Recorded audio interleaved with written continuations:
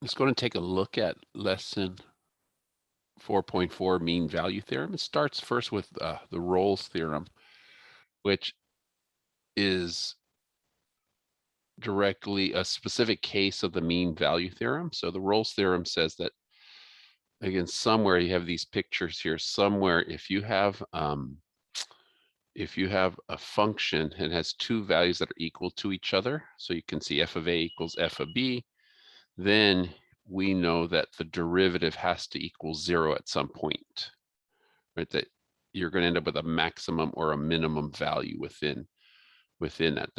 There has to exist at least one. Again, with a continuous function, differentiable, right, where f of a equals f of b, then somewhere in between a and b, your derivative has to be equal to 0. What that looks like, let me see if I give you a picture here. So here's the function, right? And so I'm going to make them equal to, here's two endpoints. The green ones are function f of a, right? Those 2 points are equal. There's your a and your b.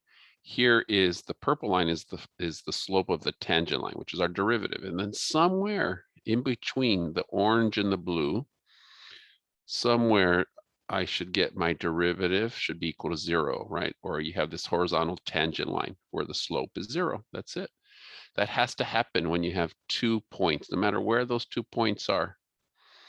If we make it, there will always be some point in between those 2 points where your derivative equals 0. And that's your Rolle's theorem. It's a very specific example of the mean value theorem, which we're going to take a look at. And again, it's math majors want to read those proofs and kind of do a job to try to understand some of that. And then, of course, you have the application here to think about, or the example you want to go through.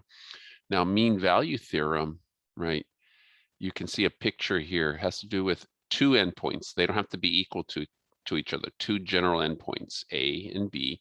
And then you find the slope of that tangent line. That would be the average, right? That would be right here, your average rate of change between those 2 points, f of b minus f of a, or b minus a.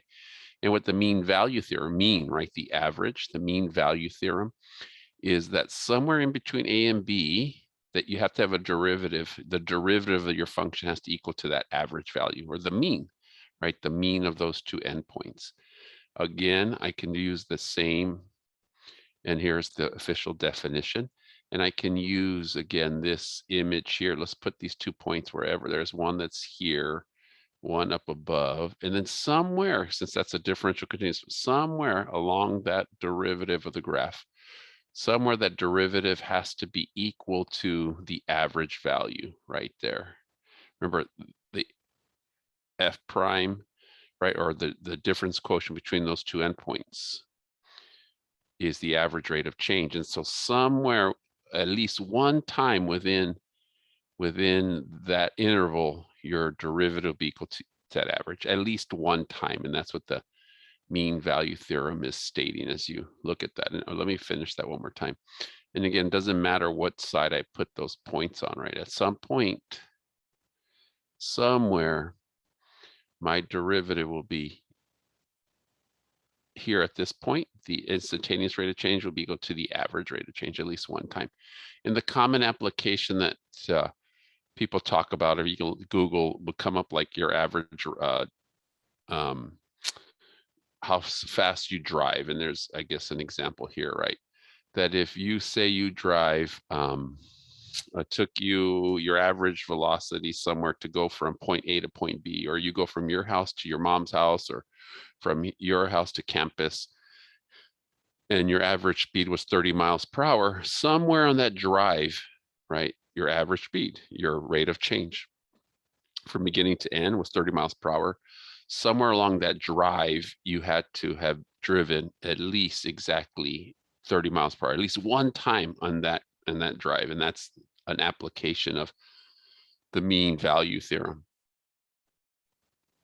And then from the mean value theorem, there are what we call corollaries, things that are a consequence of the mean value theorem.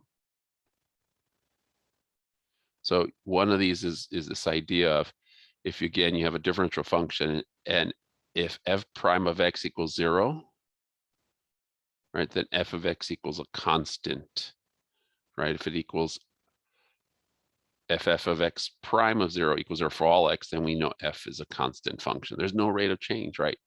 And there's also other ones about the differences between, again, when we say f prime of x equals g prime of x, right?